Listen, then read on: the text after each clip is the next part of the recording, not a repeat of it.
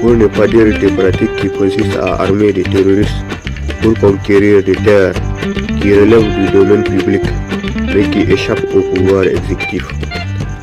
Même si la prouesse la plus scandaleuse s'est réalisée au Mali, où des rebelles ont eu le culot de proclamer et fêter l'indépendance du Kidal au profit des pillards qui ont accepté de saccager les climats du Nord malien.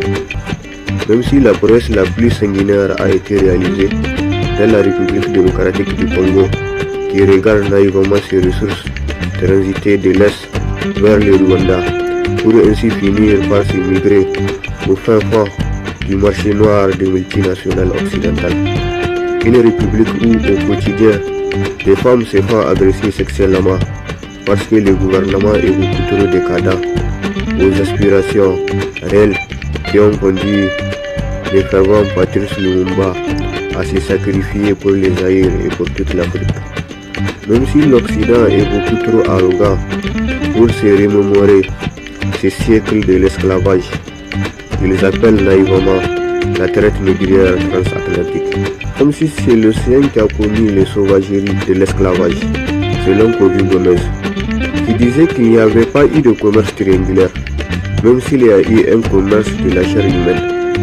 Il s'agit d'un commerce qui a inventé l'Organisation mondiale du commerce, une organisation qui a toujours favorisé les puissances coloniales au détriment de nouvelles nations africaines.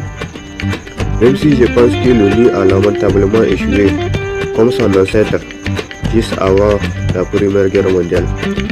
Même si jadis l'Occident a déraciné et déporté la force vive de l'Afrique, tout en nous apportant des politiciens tarés qui ont génocidé l'indépendance africaine.